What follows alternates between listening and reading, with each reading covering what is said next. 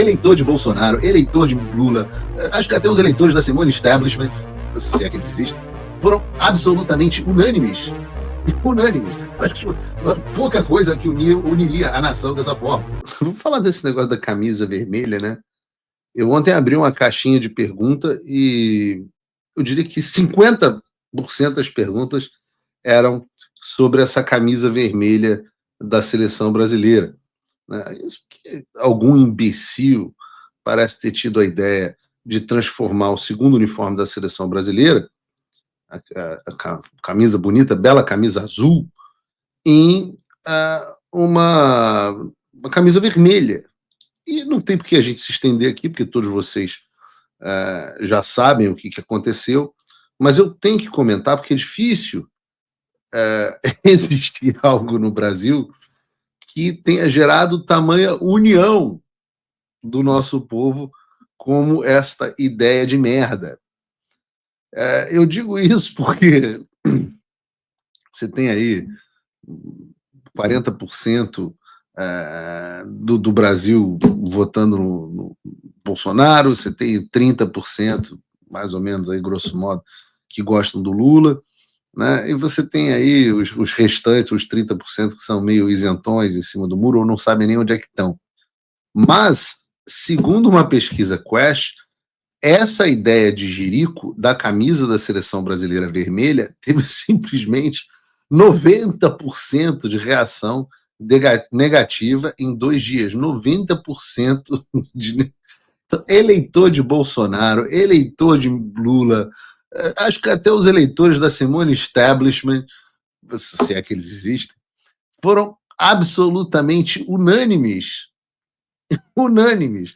Acho que pouca coisa que uniria a nação dessa forma.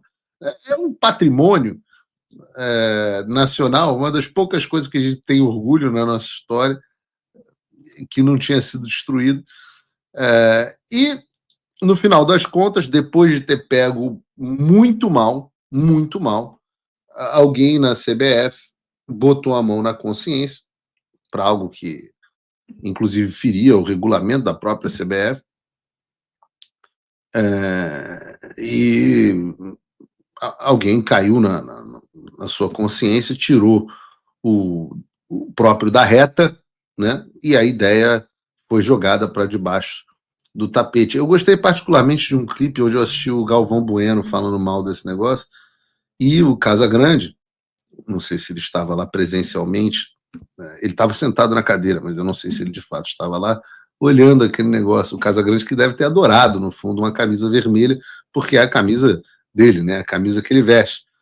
Mas é óbvio que todo mundo pensou que deveria ser muita coincidência a ideia de lançar uma camisa vermelha da seleção brasileira, que se tornou o símbolo de todos os protestos dos patriotas brasileiros, todos os protestos anti-Dilma, anti-PT, todos os protestos pró-Bolsonaro, pró-anistia, a uniforme oficial desses protestos, para você simbolizar a pátria, é justamente essa camisa da seleção brasileira. Aí, justamente no ano da reeleição do Lula, no ano que vem, resolvem que é uma boa ideia lançar uma camisa vermelha, né? Não sei. Desses 90% que odiaram a ideia, talvez seja relevante saber qual é a opinião do Gilmar Mendes, porque o Gilmar Mendes tem bastante moral na CBF, pelo que parece, então seria interessante saber a opinião dele. Mas o mais interessante dessa história não é isso. O mais interessante dessa história é que se você tem 90% da população, esquerda, direita, né, que rejeitaram uma ideia, como essa ideia sequer foi levada adiante sem imediatamente ela ser rechaçada na fase de brainstorm. Eu não sei se vocês sabem o que é brainstorm, é uma expressão em inglês, mas que é bastante usada no Brasil.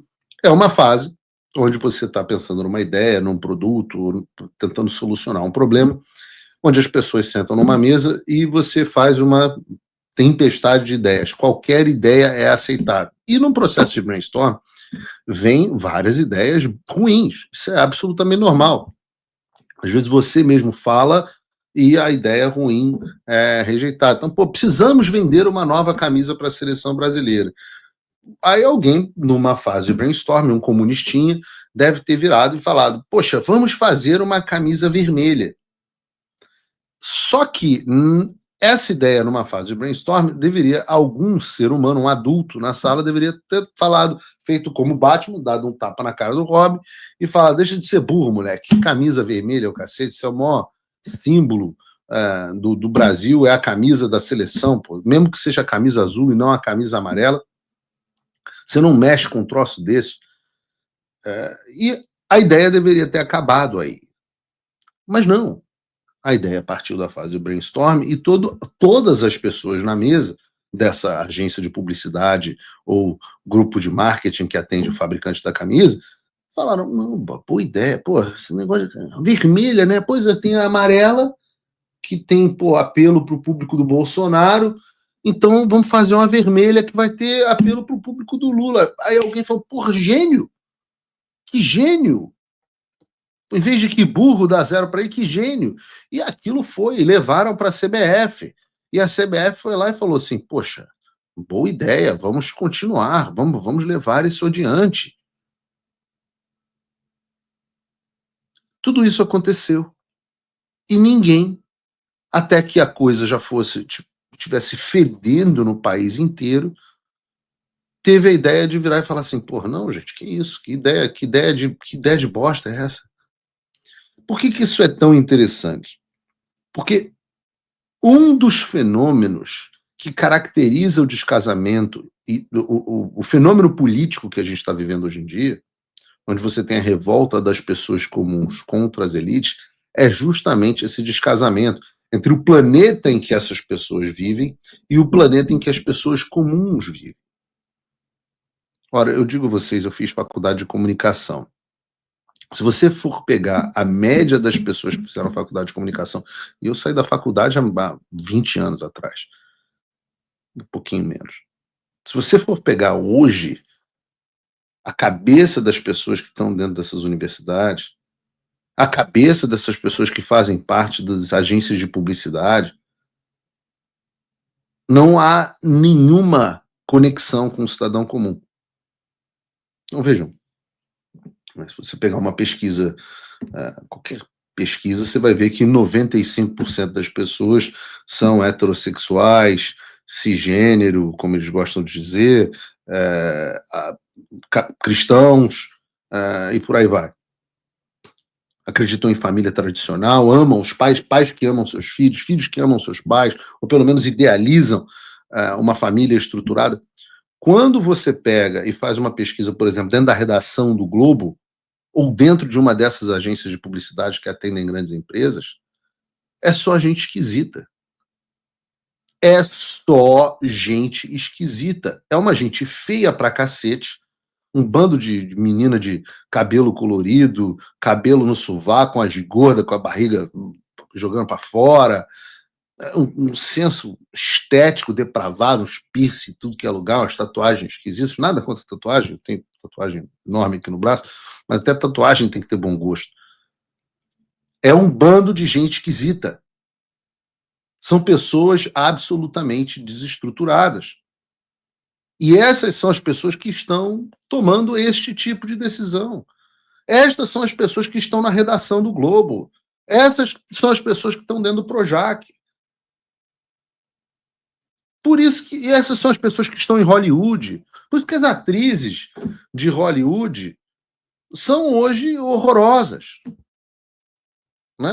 Eles tentam elevar a símbolos de beleza mulheres horrendas. É claro que você tem uma Ana de Armas, claro que você tem uma Margot Robbie, você tem, obviamente, atrizes ainda bonitas, mas eles tentam levar aquela menina, como é o nome daquela horrorosa que botaram para fazer a Mary Jane no filme do Homem-Aranha? MJ? Como é o nome dessa menina? Botem aqui no chat para mim. Uma coisa horrorosa, a menina é horrenda. Se você está olhando aquela menina no Tinder, você passa para a esquerda. onde ela merece, de onde ela provavelmente vem, para a esquerda. A Branca de Neve, que Zendaya, nome de suco, aquele suco verde que você toma me vê um suco aí de pitanga com Zendaya. Horrorosa. Eu não gosto nem de lembrar o nome de Mulher Feia. Mulher Feia, não lembro nem o nome. A outra, faz agora Snow White, a Branca de Neve. Mulher horrorosa, né? Horrorosa, esquálida. Eu não vejo novela da Globo, mas quando vejo, até as meninas da Globo que eram bonitas, um bando de menina feia. Por quê? Porque há um descolamento. O cérebro dessas pessoas virou geleia. O cérebro dessas pessoas que sugerem e aprovam uma camisa vermelha virou geleia. Virou geleia. Por outro lado, eu estava, alguns de vocês sabem, eu estava na Itália 2 semanas atrás e, obviamente, fiz turismo e tal, e fui à Basílica de São Pedro, o Papa estava vivo ainda, com a minha mulher. E a gente andava pela Basílica de São Pedro e olhava e falava assim, nossa, quanta gente bonita aqui. Mulheres bonitas, homens bonitos, senhoras bonitas, senhores bonitos. Eu tive essa impressão, por exemplo, quando eu fui no show do Jordan Peterson. Sempre que eu vou no Jordan Peterson, eu olho e falo assim, poxa, mas quantas pessoas bonitas, bem cuidadas. Ou seja, há ainda as pessoas sãs no mundo. Mas vai numa universidade. Eu me lembro, eu fiz comunicação na PUC do Rio. Naquela época, o senso estético ainda não tinha. Óbvio, já tinha umas esquisitinhas, mas não era ainda uma coisa preponderante. A gente brincava que o pilotis do Kennedy, que era o prédio que abrigava a Faculdade de Comunicação Social e do lado também a Faculdade de Economia, para onde eu fui depois, era o lugar mais bonito, onde das mulheres mais bonitas do Brasil. A gente brincava, pô, essa mulher aí da Globo some no pilotis do Kennedy. As mulheres eram lindas. Hoje você vai olhar os vídeos das universidades, são pessoas absolutamente destruídas. Destruídas. É uma destruição estética. E eu tenho essa briga com parte dos conservadores brasileiros, né, porque você tem uma coisa meio do toscão, né, o Bolsonaro tem muito essa característica de ódio ao tosco e tal, e eu sempre falo, nós, os conservadores, somos aqueles que exaltamos a beleza. Nós achamos uma mulher bonita algo tão fascinante quanto uma fogueira que você não consegue parar de olhar, né? Então, essas são as pessoas. O fenômeno que está por trás de a camisa vermelha da CBF ter chegado a um ambiente de ser cogitada é a destruição completa do que se passa na cabeça das pessoas. Ou em velho português, perderam completamente a noção do ridículo. E é isso que explica a redação dos jornais, é o mesmo fenômeno.